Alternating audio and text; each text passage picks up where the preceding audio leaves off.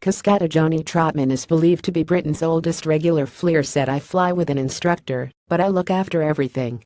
He is there in case of an emergency.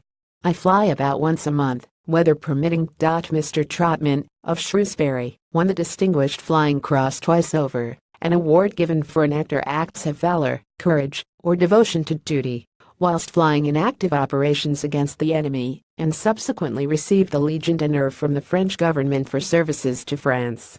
His first wartime tour of 30 operations was in Wellington bombers with 150 Squadron based at RAF Snaith in Yorkshire.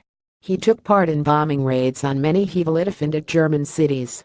In September 1942, his crew was returning from an operational flight to bomb Bremen when their aircraft crash-landed in Yorkshire on the return to the UK due to fuel shortage. April 19, 2017. Mr. Trotman survived and went on to do a second tour of 40 operations in the Mosquitoes of 692 Squadron, based at RAF Gravely near Cambridge, part of the elite Pathfinder Force.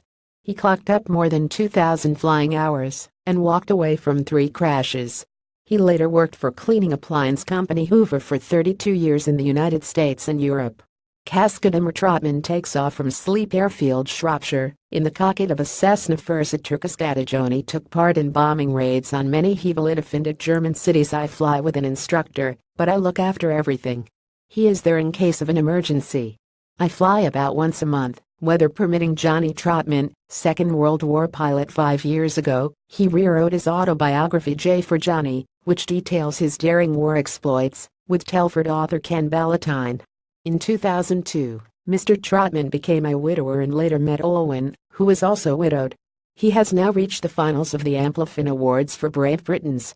Set up in memory of war hero Major Charles Holland, the awards recognize courage and achievement in the categories of outstanding military bravery. The finalists will be judged by a panel including Falklands War veteran Simon Weston. Giuseppe Manzo, general manager for Amplifin UK Air, said, "We received some fantastic entries in the outstanding military bravery category, and the 4 finalists truly embody the heroism shown by Charles Holland."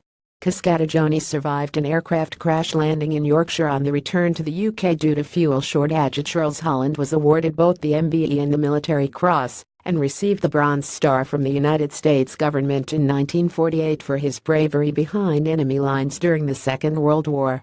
After the war, the courageous veteran dedicated his life to providing better hearing for people affected by the conflict, and in 1950 launched Amplifin, which has become a global company specializing in providing the best-in-class hearing solutions and devices.